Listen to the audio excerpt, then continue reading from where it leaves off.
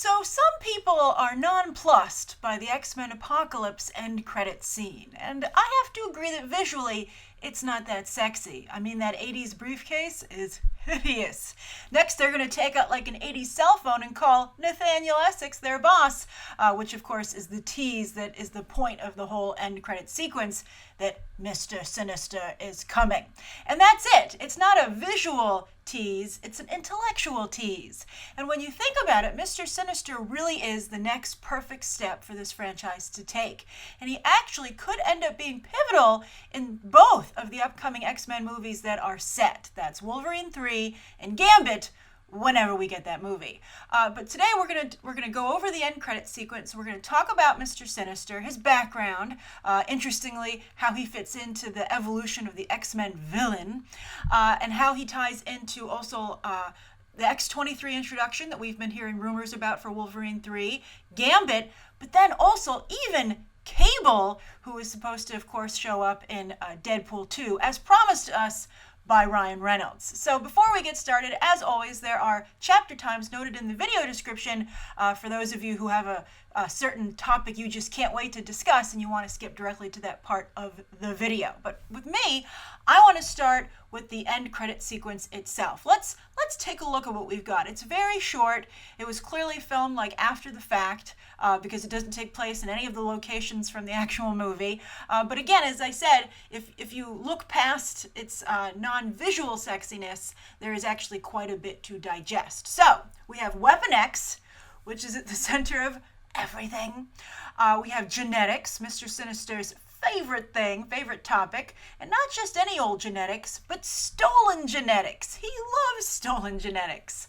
And then, of course, we have that briefcase, which is labeled Essex Corporation. Now, Essex stands for Nathaniel Essex, which is the birth name of Mr. Sinister. Now, what we know about the X-Men universe post-apocalypse is that it's going to have one entry will take place in the 90s, and then, of course, again, Wolverine 3 and Gambit, and then X-23 is probably going to come up in Wolverine 3 as well. But the interesting thing about the 90s is that Mr. Sinister himself was introduced in 1987, the late 80s, and was actually a huge villain in the 1990s. And get this! The whole reason the character was introduced was to give the writers and the readers a break from Magneto and his evil brotherhood of mutants. They were, the writers at the time were like, I just don't know how many more Magneto stories I can write. And I wonder if Simon Kinberg and company, Bryan Singer, potentially feel the same way. Especially because Magneto didn't spend very long as a villain because he was just so darn likable as portrayed by Ian McKellen, and then so darn likable and cute as portrayed by Michael Fassbender. And maybe also as Ian McKellen, depending on your own personal tastes. But anyway, so it's funny to see the movies to some degree maybe mirroring the comics and that we need a new villain. Now, it's also interesting, or ironic, I think, to some degree, to be introducing a new villain, setting up a brand new villain, right as you just introduced a new villain, Apocalypse. But I have my theory for how Apocalypse will come into play in the next, regular X-Men movie, and I think that for that reason, Sinister really is a signal for Wolverine 3 and Gambit. So this is a tease. That's actually the Fox movies taking a little bit of a page from the MCU, the Marvel movies, and that the end credit sequence doesn't tease the next movie in that direct line, but one of the other alternate spin-off movies exploring the same universe. So that's pretty interesting, I think, right there.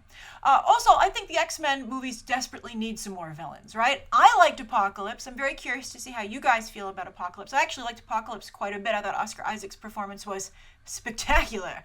And I'm seeing as some of you start to actually see the movie for yourselves, you're agreeing with me. So I wouldn't be surprised if Oscar Isaac would return again in the next main X-Men movie set in the 90s.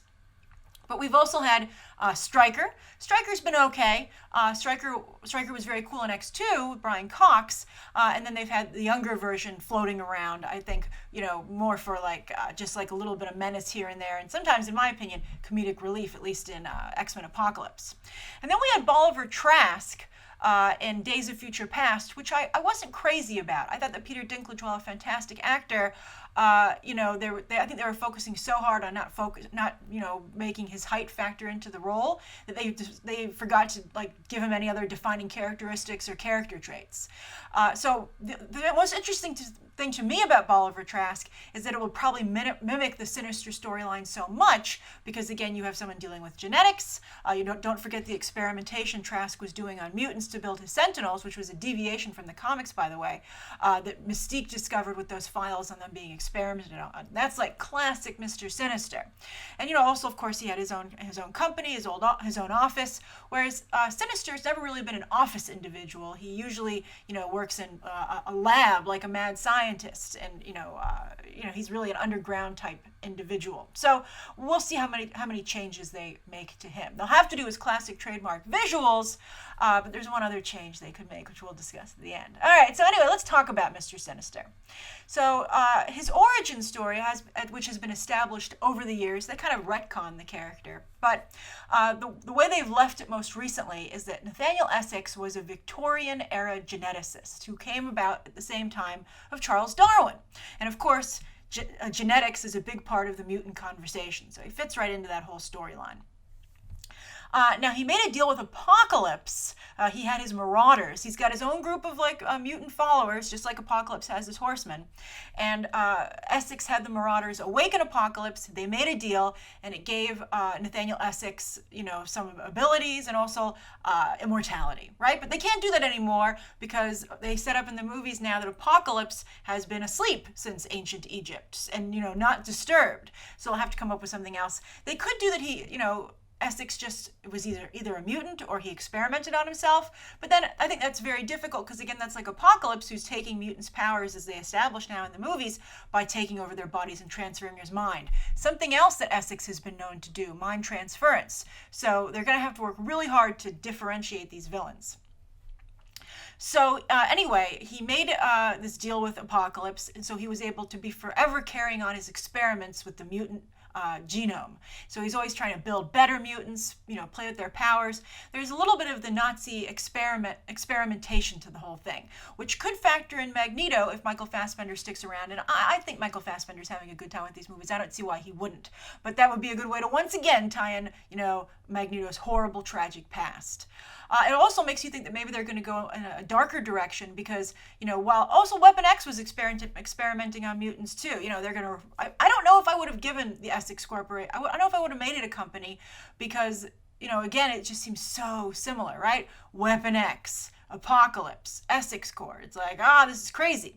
So anyway, but that's the setup for Sinister. That's the basic setup for the character. And then again, he has his Marauders, as I mentioned, which are his version of the Horsemen. Now, the Marauders are very important. So we're going to start with Gambit. Gambit had a deep, dark secret, it turned out. And there was, he and Rogue had this flirtatious relationship over the years developing. And it was like a pretty big deal in the comics when they broke them up because Rogue discovered a secret from Gambit when she had to, she accidentally or had to touch him. She was forced to touch him and read his memories. And she discovered that Gambit was responsible for assembling the Marauders. It was back in the day before he had a relationship with the X-Men, and he had some glitches with his own power set. And so Mr. Sinister said, I will help you with your powers. You can experiment on living mutants. I'll fix that problem if you find me a new group of Marauders. So what's the big deal besides helping someone evil like Nathaniel Essex? Well, in the comics, the Marauders were the group, this was the specific, they've had different incarnations over the years since the Victorian era, just like Apocalypse. But this was the group that had attacked the Morlock tunnels and had killed not only so many Morlocks, but had attacked the X-Men and also, taken Angel's wings, which led to him becoming Archangel via Apocalypse. That's something that happened in the comics. Of course, it obviously won't have now happened in the movies. Unless they change the timeline yet again. But anyway, that's why that was such a big problem, and it showed a little bit of Gambit's duplicitous past. He comes from the Thieves Guild in New Orleans, so at least he's not part of the Assassins Guild, so he's got that going for him. But still, it was an interesting development for the character at the time in the comics, which I believe also took place in the 90s. A lot of 90s storylines that are very rich. So anyway, that's the Gambit connection that you could potentially see explored in the Channing Tatum movie. Although it's going to focus largely on the Assassins Guild and the Thieves Guild in New Orleans with Belladonna. I think that role was cast, but maybe not anymore because of the change of directors. But Sinister could definitely factor in there in the background. Then next, Let's talk about, this to me is the most interesting, and we're doing the Jean Grey, Scott Summers thing first instead of Wolverine, the Wolverine 3 stuff, because I think this could potentially play into that. So, like, one of, like, Sinister's most favorite things to obsess over is what would the results be of crossing the genetic lines of Jean Grey and Scott Summers. He feels that would be the ultimate genetic combination. And it really has been a driving force, and a creepy driving force, like very soap opera-y, for the character throughout his creation, right? So that's like his number one thing that he's known for, at least in the comics. So in the comics, what happened was that, of course, Jean Grey committed suicide because of the Phoenix Force. But Mr. Sinister was able to create a clone of her, which was called Madeline Pryor, and that clone returned, and it was like a whole lot of drama, and they were like, Jean, you're back from the dead, is it Jean? Cyclops is like, I don't care, I want to sleep with it. And so they got together, and they had a baby, actually, and that baby was none other than Nathan Summers, aka Cable. So that's a really fascinating storyline. I don't think that they're going to introduce a clone, Madeline Pryor, especially because Jean Grey has not killed herself in the movies. So he could either manipulate them getting together, the old-fashioned way, although the actors are, the actors are of age, you could see what they wanted to do with it. But I think they're portrayed as quite young in the movies. But anyway, he could also just, take their DNA too. Lots of test tubes when it comes to Mr. Sinister. So he could create Nathan, and that would be, therefore, Jean's son. Now, it would be, to some degree, obviously half Cyclops' son, which I don't think Wolverine would care about, and perhaps that would eat him alive inside. More Wolverine angst over Jean Grey. But at the end of the day, it would be Jean Grey's son. So, we've been talking a lot about Old Man Logan. What could Wolverine be doing in something that Simon Kinberg has said is a Western in the future? And I think to some degree he could be going after Jean Grey's son. He could find out that there is, that Jean has a son, that it was, either, again, naturally created or created in a lab. It's out there somewhere. And I think that would be a really strong motivation for Wolverine to go and, get off his butt, pop his claws again, and do something. It would also remind me of a very famous Western, The Searchers, with John Wayne. He decides to go and rescue this child who was abducted by Native Americans, and his goal secretly is to kill the child. And of course, the younger guy he's going along with falls in love with Natalie Wood, and he's like, the very famous line, "No, you don't, Ethan. No, you don't." For those of you who ever have ridden the Great Movie Ride, or the older version at least, they just recently redid it. That's stuck in your head forever. But I think that has a very strong Western motif. The son or the child of a lost love needing to be saved. I think that would fit in quite well. And then, of course, there's also a time travel element. That's how that kid would eventually meet Deadpool, because Nathan Summers, a.k.a. Cable, is a big time traveler. So you could introduce that at the end of that movie. So I think that could be a good way to loop in Sinister quite well. Then, of course, there's the obvious X-23. When you steal a vial of blood and you're into genetics, of course you want to grow your own Wolverine. And of course, in the comics, they came up with a reason for why it was a woman, because they couldn't replicate the Y chromosome. So X-23 could very much come about in Wolverine 3, as is already rumored, in this manner, via Sinister. So I think that's interesting because X-23 could end up being a really cool character.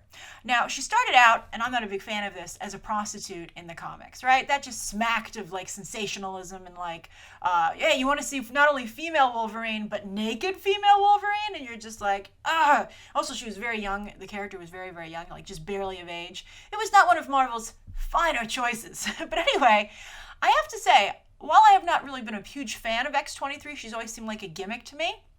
I really liked what the character's been doing lately in Marvel Comics, because Wolverine, the 616 version, has been killed. He sacrificed himself. So Laura Kinney has taken over the mantle of the Wolverine. She wears his yellow and blue costume. As far as the X-Men are concerned, she is the Wolverine. And I think it's actually done wonders for the character. She's really been able to come into her own now that she doesn't have to just be, like Wolverine's daughter, basically. That's how she was kind of done before.